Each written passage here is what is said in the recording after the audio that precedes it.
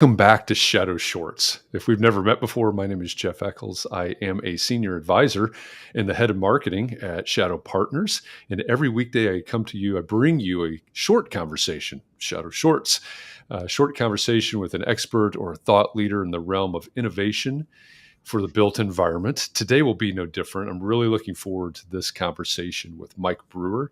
He is the COO of the Radco Companies, and Mike has a passion for leadership. We've talked about this. We've talked about books that we've read and compared notes and shared suggestions. And if you were around yesterday when I was talking with Bill Boynes from our team about change management, I think this is going to be a great basically second episode because we're going to talk about leadership. We're going to talk about change. We're going to talk about innovation. So, Mike, thanks a lot for being here. I'm looking forward. This is going to be a fun conversation. I agree, Jeff. I really appreciate you having me on your show. Oh, absolutely. I'm glad that you're here. Now, as I said in the intro, I mean, we've talked a lot about your passion for leadership and some of the books that we've read. I know that, like every organization, Radco Companies has gone through a lot of change, and you're continually looking forward. And that means a lot of things in a lot of departments, obviously. But when you're leading your troops, so to speak, what are the things that you're paying attention to, maybe to keep your finger on the pulse um, and make sure that you're guiding them through change and into innovation as is necessary? Yeah, wow, it's a big Good question question. because there's such a fire hose of information that is available to people these days.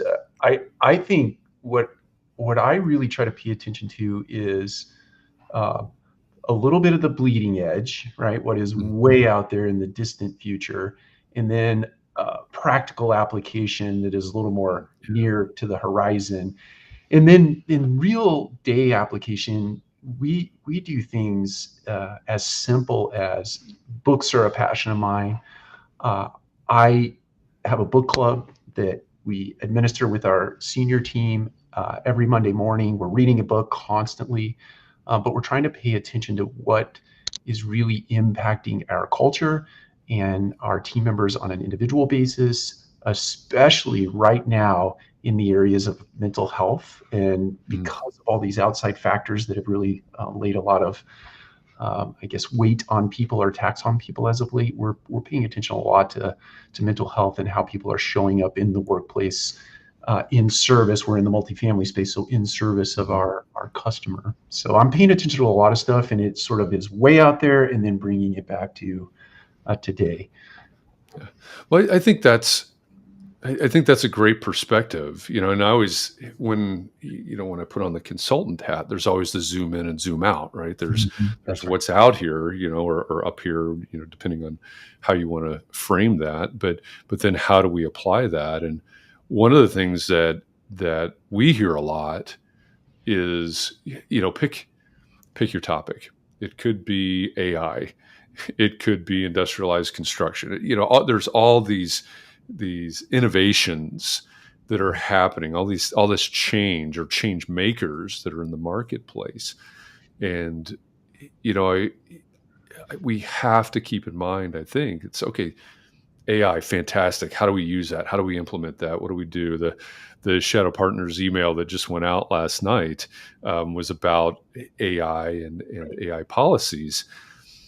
At the end of the day, these are simply tools, and the tools somehow affect the people in our organizations. And a big fear, Bill and I talked about this yesterday, a big fear of a lot of leaders is, hey, what if we implement this, but no one uses it? Mhm. Um, and I think when you're focused on leadership, I think about somebody in your position. I think, yeah, I mean, all the noise, all the noise that's out there, necessary noise, distractive noise, all of that. How do I funnel that? How do I distill that into Mhm. something that's useful and something that's actually going to be adopted into our culture? That's right. I think at least what comes to mind for me is in this moment, it's always been important, but it's incredibly important anymore to help people see the why behind the Mm, what first and yeah. foremost, right? You really have to understand. Well, let's even take it a step back. Really define the root problem or concern that you're trying to address with innovation, or be it software solutions or et cetera. Like, really understand what you're trying to accomplish, then help people understand the why behind the what, and get them involved in the conversation in terms of change management or rollout, et cetera, et cetera. And then you implement, and then you leave lots of room for forums and formats where people can give feedback along the way. So the more you can get them interested in what you're trying to solve and to be a part of the solution, I think that is the real key to making sure there is mass adoption to anything you're trying to roll out in an organization. Yeah. I like the way you laid that out. I mean, to me, as you were explaining that, I thought my next question was going to be about culture. But as you were explaining that, I thought this is how you build that culture, right? If you do that over and over, and it becomes part of the DNA, that's the culture, right? Is that the day-to-day task? Yeah, I think that's right. It's interesting. It comes to mind for me. I don't know if this fits here, but I'm going to say it anyway. I, some of the most successful leaders understand the concept or the philosophy of picking mission, picking values, Mhm. picking purpose, and then repeating that ad nauseum. And only when you start getting sick of hearing yourself say those things or repeating those things are you finally communicating and getting that culture imbued in people's minds. You have to Yeah, get comfortable with just constant repetition to create yeah, a culture that is embracing innovation. yeah. Well, that makes sense. And you mentioned the why behind the what. Mhm. And before we went live, we were talking about purpose-driven organizations, and I think when we're talking about repeating that ad nauseum, I Mhm. often think that if this team understands the why and buys into it, right? There's got to be buy-in, right? They have to align with it. It has to mean something to them. That's so much easier and healthier, I think, um, to have that understanding and to have that buy-in than to because I think you and I have been in situations, and probably anybody that's in the audience here has been in the situation where they had a leader that it was semantics, right? It was just something that a committee had voted on every word of, and this is our slogan, this is our whatever, and we're going to beat everybody over the head with it. We're going to repeat it at nauseum, and it's meaningless to everyone, right? Those are vastly different things, and I think vastly different expectation. Well, maybe not expectations, but manifestation of success, I guess, in those arenas. That's right. And I think it's right to say that doing this work is a longer road to success than Mm, what you just suggested and or kind of laid out there. But it's kind of like value investing, right? You yeah, make all these investments in time, money, and resource, creating forums and formats and getting feedback and so on and so forth. People feel invested in it, they feel loyal because of it. And down the road, when that sort of groundswell of investment finally pops, right, your infrastructure is strong enough to endure the ups and downs of the business cycles that are inevitably going to come, right? right, right, Versus that flash in the pan, autocratic way of yeah, leading, where you're yeah, just, creating the words on paper and then sort of force feeding it to people.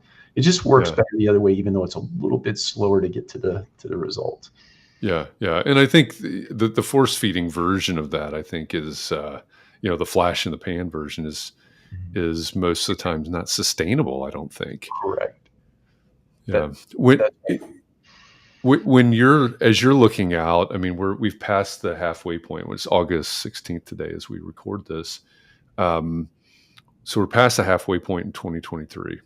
We're on sort of the downhill slope for this year, and starting to plan for 2024.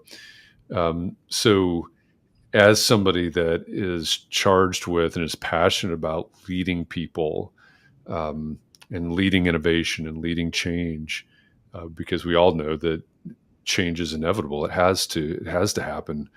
Um, what maybe what's your recommendation for Yeah. others in the space that are out there that are in a similar position? Go, hey, the ship's maybe missing the rudder a little bit, or Right. we're trying to figure out how to go forward to towards 2024. What do you recommend?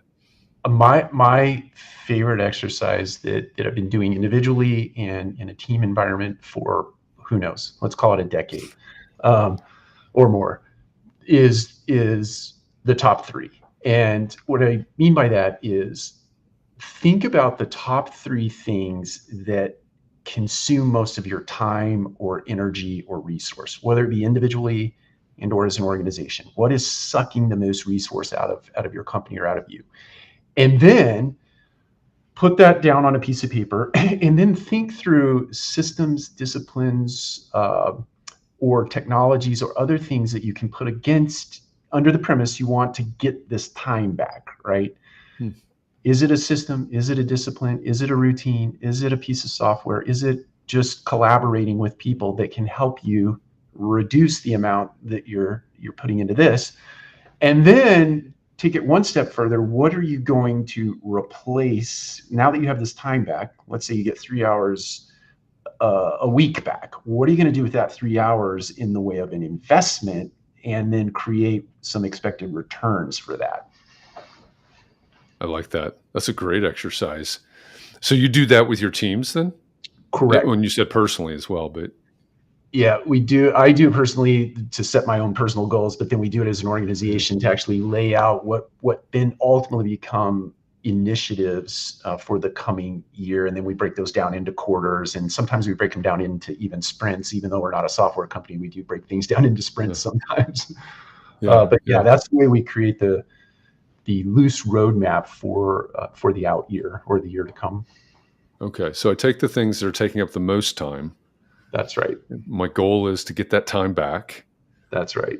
come up with things to push against those, right? The tools, if I can call them that, the systems, et cetera. That's right. Um, and then once I get that time back, how am I going to invest that Right. into future? Okay.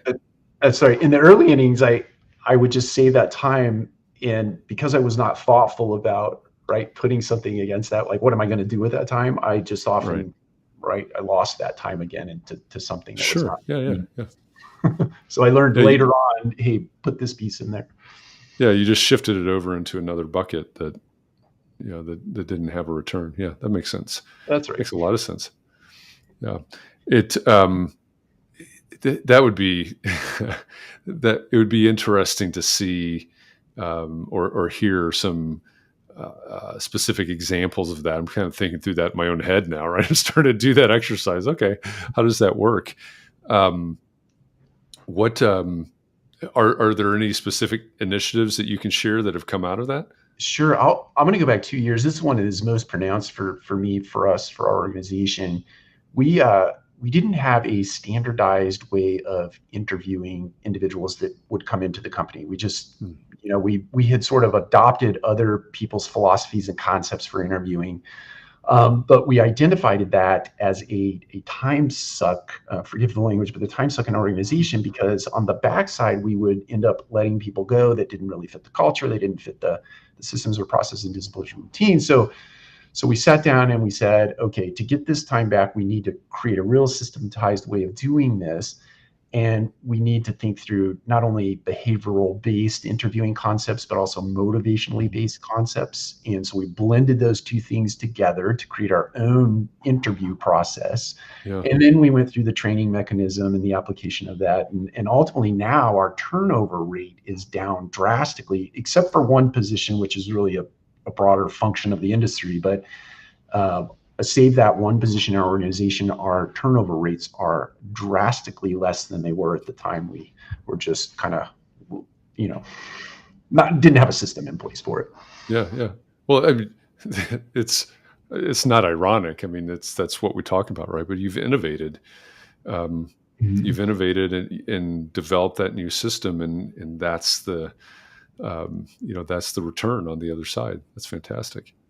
That's right. Yeah, it saves us a lot of time now on the backside Mhm. because we don't have this constant churn, or the churn is not as prevalent as it was Right, back. right.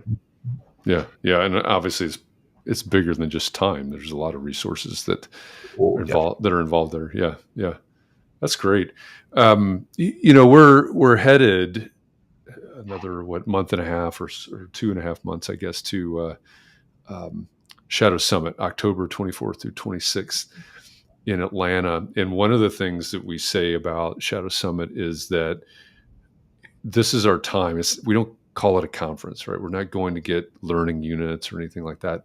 This is a time for people like you, people like me, a lot of the guests that have been on Shadow Shorts to get together and talk about important issues and set an agenda Mhm. for built environment. And that could mean architecture, engineering, construction, real estate. Anybody. There are a lot of fields and a lot of people that are responsible for shaping the world that we live in. Mhm. And so we talk about setting the agenda for 2024 as you look, I guess even broader than Radco companies, but it could certainly be, Radco or multifamily. Mhm. What's one topic that you think should be discussed at Summit? What's something that needs to be talked about and reckoned with and needs to be on the agenda for 2024?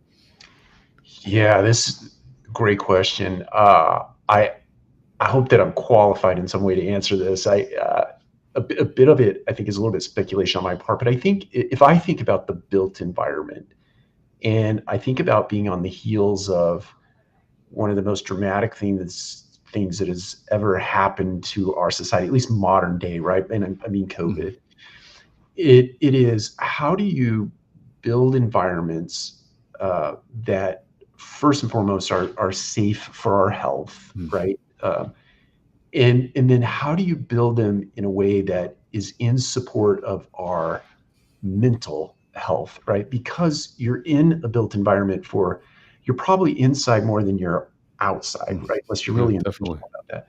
But how do you build that environment such that it enhances or enriches your mental health in some way, not just because you're there to work and create toil, which I do think has some good cognitive benefits, but how do you create the community around that? How do you create the collision points Mm. within that built environment that give cause for people to come together and not be siloed or nested in an office, but rather out in community, collaborating and having conversation and gesturing with one another, having fun and doing those sorts of things. So I think if I were to boil that down to one word, design is really important as we look forward to the future, not only for multifamily, but for office. God bless office. Hopefully it comes back in retail and other environments. I think we have to really keep mental health centered to that conversation, or at least somewhat centered to that conversation.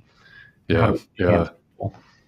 yeah. I agree. I think that's an amazingly important aspect that, as somebody that spent 25 years working in AE firms and designing things, um, I don't ever remember. Um, to, I don't think I'm a little getting a little past the age now, but I don't ever remember a project where that was a conversation.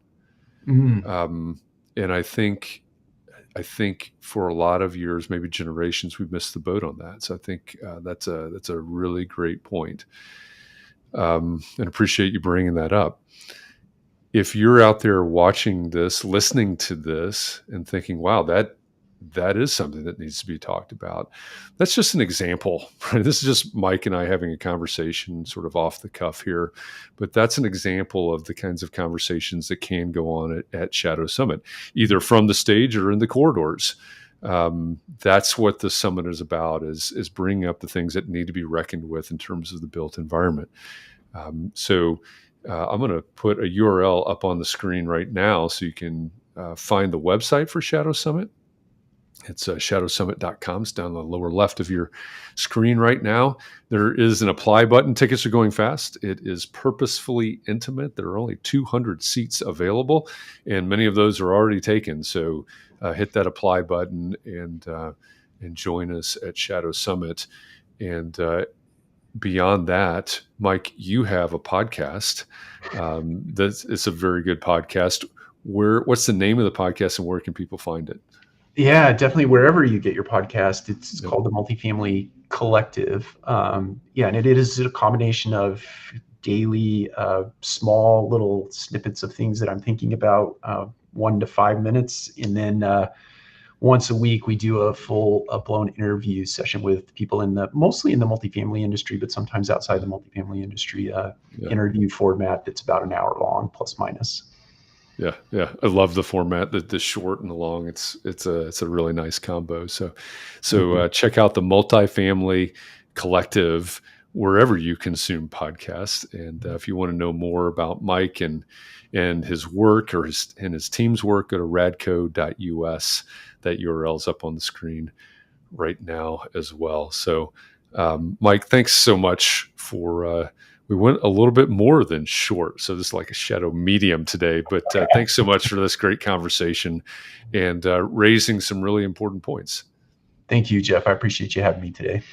Yeah, absolutely. I'm glad that you're here. And for everybody out there that's watching either live or in some time shifted manner, we appreciate you. I'll be back again tomorrow at noon Eastern with another Shadow Short, another expert or thought leader in the realm of innovation for the built environment. So I hope you have a great day, and I'll see you tomorrow.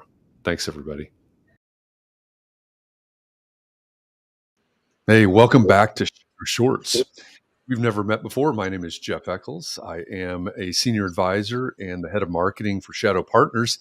And the whole reason for Shadow Shorts, the purpose here, what we do here is to bring you a conversation every weekday with an expert or a thought leader in the realm of innovation for the built environment. So every weekday at noon, I bring you a different conversation. And today's conversation is going to be a lot of fun. You may actually recognize my guest today. She has a great personal brand. She's got a lot of followers, a lot of viewers out there on YouTube. Amy Marks is the Queen of Prefab. So, Amy, thank you for joining me today. I'm looking forward to this conversation. Thank you for having me, Jeff.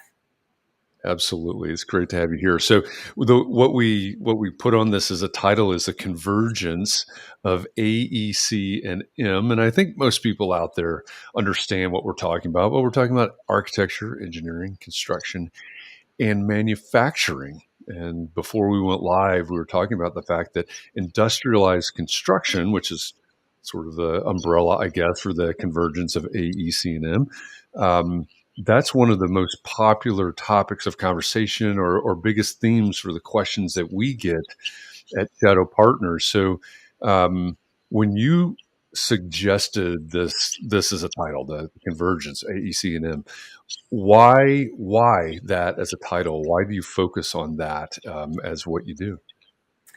Well, I think, we're seeing industries completely change because, processes have converged, technology has converged. Mm-hmm. But I think really what you're seeing because of this convergence of manufacturing and AEC is really business models are changing. So I think that's the important thing to note, that business models are changing. Yeah, that makes a lot of sense. And so I teach pro practice in architecture school at the undergrad and the grad level. And that's one of the things I hit on all the time.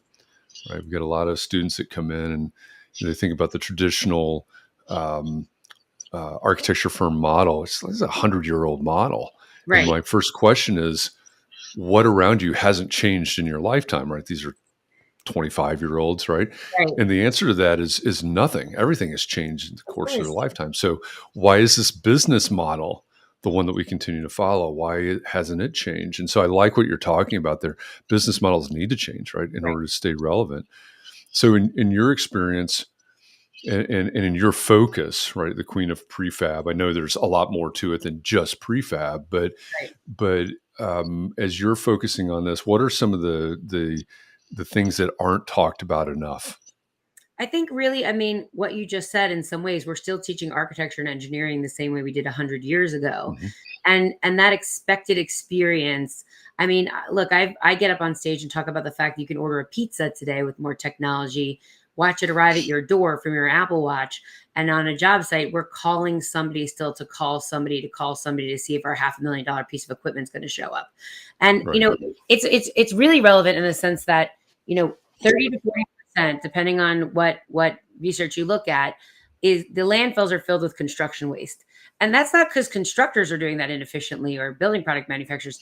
That's because we have assumption-based design being taught at the architecture level. You're talking about placeholder data. You're not talking about real ways that things are actually made, because that would just be, we're very disconnected as an ecosystem. And you can't expect architects to know how every single assembly is made and all their adjacencies, and then multiply that by the number of proprietary systems that are out there and expect them to be designing things with real data, right? And because the data has been disconnected and we don't have, look, we're $14 trillion worth of an environment not connected by e-commerce, not connected by real data. You don't have people looking in their design tool, clicking to search content in real time like I do on my iPhone all day for Amazon when I want to buy something.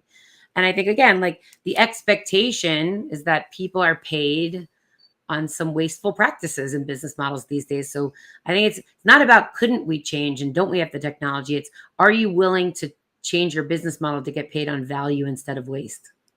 Yeah. Yeah. So what's the first step in changing?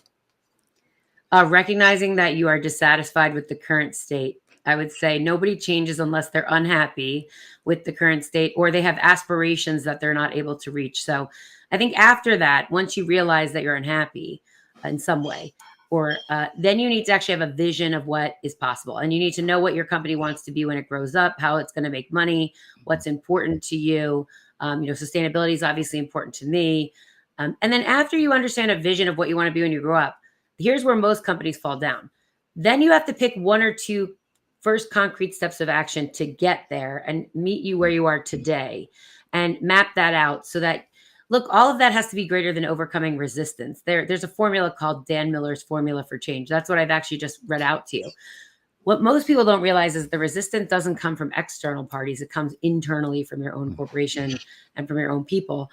But I think if I really had to say where it falls down is most people don't think about the simple things they could do today and meet their company where they are today and get them on the path to do something for change. So, and by the way, that something is very different depending on if you're an architecture firm or a specialty subcontractor or a general contractor or a big owner, or if you're a building product manufacturer. And I think, look, at the end of the day, we need, informed design with the manufacturing detail, the sustainability detail.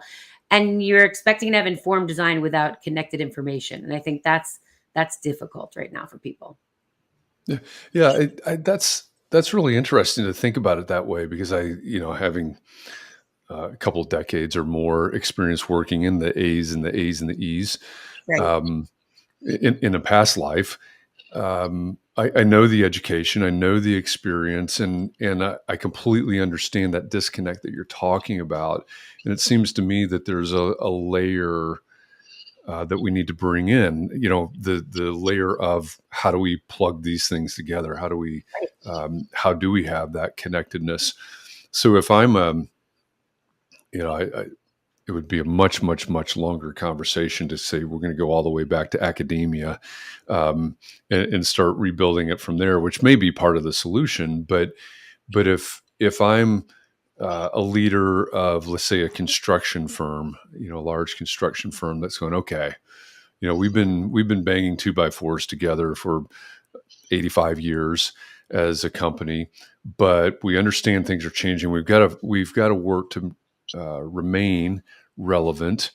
So what does industrialized construction mean to me? How do we, we're beyond okay, we need to change. Right. I know we need to change. How do we start to change as our ABC construction firm of, we're a $100 million construction firm. How do we begin to change and work industrialized construction into our mix? By the way, I have to make this comment only because you work in the A side, that you're like, how do the Yeah. contractors change to make this possible? Like, just Yeah, exactly. we went right past design, and like, how do you Yeah. build something using manufacturing techniques that I've just made a dumb box out of, and how do you make it a real Right. thing that can actually get built? So that's Yeah. not lost on me that somebody who teaches on the A side is like, how do Yeah. the contractors fix this? Of having Well, been a let's contractor address myself. that too. Yeah. Right, I'm Let's just address saying. that too. So, It's a great so point. so let's start from the question you asked, and then we'll go back into Yeah. Yeah. the Yep. AE side. So yes, I Yeah. mean, look, you have a lot of contractors. The make information of how we build things, let's face facts, it comes from the specialty subcontractors at this point. The make Mhm. data is in the MEP, F, structure contractors, all the guys that have where the money is in their fabrication facilities.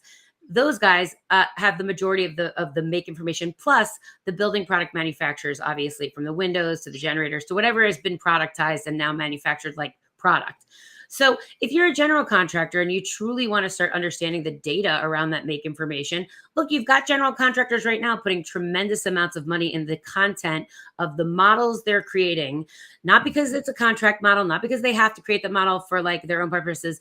They're creating those models because they have lack of labor, skilled labor out in these places, and they've got to figure out how to do more with less. Right. So, what they're trying to accomplish is how do I do more with less so that I can understand the rules of some of this automated equipment that I can either bring out onto the job site, whether it's Canvas or, Hilti's equipment or roll formers from Howick and, those kinds of guys. They're trying to figure that out because they have less people there. And the larger the assemblies they can bring in from offsite, the less they have to manage, right? And the more Mhm. time they can spend on the complicated bespoke parts, right? So I think the contractors are figuring out, and then they're also trying to figure out how do I reuse that data so that it can figure out how to inform the designers who have no idea about how some of these things actually are manufactured, so that later when I'm now in charge of a design build program or an IPD project, or I have some influence, that they can take more of that make data and reuse it so that the architects just don't use generative AI to move pretty spaces around in coarse grained detail of the actual building. But what if you could actually use that same visualization with real things down to the fastener? I always say fastener level detail or the pipe insertion detail.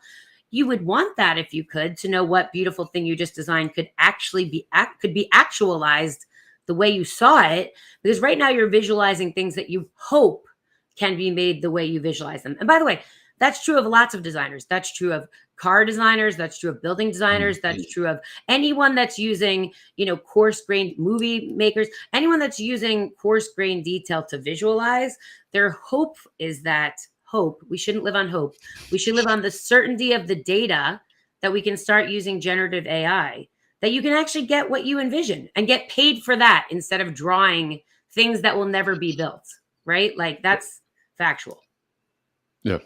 Yeah. Those are good points. And I think, it's the design side, the designers, again, cars, movies, architecture, whatever, they're getting a little bit of heartburn when you're saying that, because there's this, oh, but my creativity, right? But then the business side of it, right? The business Wait, model actually, side of it. let me ask you, do you love Yep. drawing fire stairs? Do you love No, they don't. Okay. Do you love drawing interstitial spaces? Do you love drawing racks and risers and behind the wall, above the ceiling, under the dirt stuff? No, Guess they what? don't. You could actually be freed up to draw the beautiful entries and stairways and openings if you didn't have to draw fire stairs, because that was a manufactured product that you were able to insert in your generative AI that could be made so that you could spend more time, my friends, in architecture on the stuff we want you to spend more time on. Exactly. That's the mindset shift you have to make. Mhm. Stop drawing fire stairs. That is exactly right. Toilet partitions and the whole Why do bit. you want Yeah, to do that's that? exactly. That's I was interviewing a while back, a year ago, maybe, Eitan Safardi, um, one of the founders of SWAP, SWAPP, and he said basically the same thing, right? If you're scared of this technology, think of it like this: what did you love when you were in school? Right. It was the design, it was these pieces, the ones that you're talking about. Right. All of these tools, all this technology frees you up to concentrate on the things that you do best. And I think he said it, you said it. I think that's the perfect argument. Right. And by the way, for these tools. you also get to save the world. Ready? You don't design something that has to be cut or welded in a different way because it wasn't the most efficient way to do it. 30 to 40% are in our landfills because you Mhm. are being asked to design things without really knowing the efficiencies of manufacturing. So, like, look, you get to focus on the stuff you want to do, and you get to save the world as architects and design beautiful buildings. What more could you want from industrialized construction? Really, right? Right. Yeah. Yeah. I think that's a great point. And so, when we think about, and I think this is, for this conversation, because of the way I set it up, we separated it out for a minute, right? We separated construction and design out, but I think what really is necessary is to bring it back together, right? It's got to be some sort of Right. holistic, collaborative relationship. We can get into product of design and we can get into delivery and things like that, but I think that's the way that things have to move forward. So in your work and what you're concentrating on, what's the day to day look like? I mean, what are you, when you're talking to whoever it is, a contractor, an engineer, an architect, you're speaking from stage. Whatever version of your day you want to envision. What's the big message, the big takeaway? I mean, we've hit on a lot of them, but what is the big takeaway that everybody that's listening to this needs to grasp as we move towards the end of 2023? I would say, the same expected experience you live in your life, your day to day life, not your work life, where technology makes things easier and frees you up to do the things you want to spend your time on. What if you could apply those same technologies that exist today to the work in which you are doing? So it would free you up to do the things in your business that you really enjoy doing and make money at those things. How are we going to look at what's going on with, generative AI and with what's going on with, all these platforms that are enabling data to be used in a different way and cross industry data, right? So, like, what would you be able to accomplish if you embraced some of that technology that exists and that you use every day, right? Yeah, yeah. I think that's a really great way to put it. I mean, that's you held up your iPhone a few minutes ago. You talked about Amazon, and back to what I asked my students. What hasn't changed? If these students are 25 years old, which to most of us is, it's kind of hard to remember when we were 25 years old. But if that's about their age, you think about their experience and their expectation. And Absolutely. why are we not bringing that into our professional work? So I think that's You a want to you want to really ask? great point. Here's a perfect example. Sorry to interrupt you, Jeff. Here's a No, go ahead. perfect example because I know we're running out of time. Yep. I asked a gentleman that was at a big manufacturing firm who ran their IT. He happened to be there for a very long time. I said, "What keeps you up at night?" Now he runs all their technology at this big manufacturing firm. He said, "What keeps me up at night is the 29 different kinds of software that I have." Sorry, that's my doodle. He's all excited now. The 29 different kinds of software that I have and all the updates to make sure one of them talks to one another. And I said, wow, of all the things you could spend your time on, I'm like, this is my iPhone. It's updating apps all the time so Mhm. that they speak to one another. So that when I go to the restaurant tonight and use 14 different apps to get there, understand what I'm wearing and ordering and do, I never think like, is that updated or not? And are they speaking to one another? Platforms resolve themselves in the conversation that he was having with me. And I was like, you should probably know that someone else is going to solve for that and think about some other problem, right? Yeah. Like I would never think in a platform environment that would be the problem I'm personally as an end user trying to solve, right? Like we have to have the same expected experience that I would have on any other platform in my life. Yeah. I think that's a fantastic example, and it's so true. So true. If you're watching this or listening to this right now and you go, hey, I need more of this. One thing I would say is go to queenofprefab.com. The URL is in the bottom left corner right now. That's Amy's website. And you have I don't even know what the number is anymore, but you've got a lot of followers on YouTube as well. It's called Queen of Prefab. That's your channel on YouTube as well, right? Yep. You can pretty much Google Queen of Prefab and find me All for right. sure. Google Queen of Prefab. Find more. Amy speaks from the stage. She's got her website there where you can find out other offerings that she has. Go over to YouTube, look up Queen of Prefab, and learn more about industrialized construction. And that's a great segue because Amy and I were talking about this before we went live. Shadow Summit. I'm just going to hint at some things. One of the things that I've talked about that's going to happen at Shadow Summit this year are conversations about a lot of the topics that we've touched on today: generative AI, industrialized construction, etc. The reason we call it a summit, and this is the 7th annual Shadow Summit, it'll be in October 24th through 26th in Atlanta. The reason we call it a summit is because it's not a conference that you go to get your learning units. It is a place that you go to connect with other executives, to have conversations that will set the agenda for the built environment as we look at 2024 and beyond. The history of Shadow Summit is that we've set the agenda for electric vehicles, discussions around electric vehicles, around AI. What's it going to be this year? You get to show up. You get to be a part of that determination and have an effect on what the A's, the E's, the C's, the CREs are paying attention to and concentrating on in terms of the built environment, how we design, how we build, how we develop in 2024. So shadowsummit.com is where you can find more info on that. Those tickets are going quickly. It is a purposefully intimate affair. There are only 200 tickets available. I don't know off the top of my head how many are still left. There are less than 200, a lot less than 200 left. So there's an apply button on the page, towards the top of the page there at shadowsummit.com. Hit that button, apply to attend, join us for this conversation, and maybe you happen to run into Amy at Shadow Summit this year. We'll see what happens. So with that, Amy, thanks so much for this conversation. It's a great one.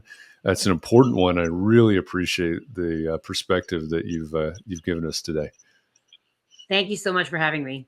Absolutely a blast to have you here. And for those of you out there, thanks for listening, watching, whether live or in some time-shifted manner. I will be back Monday. Today's Friday as we record this or as we broadcast this. So I'll be back Monday, noon Eastern, with another Shadow Short, another expert or thought leader from the realm of innovation for the built environment. Until then, have a great weekend, and we'll see you soon.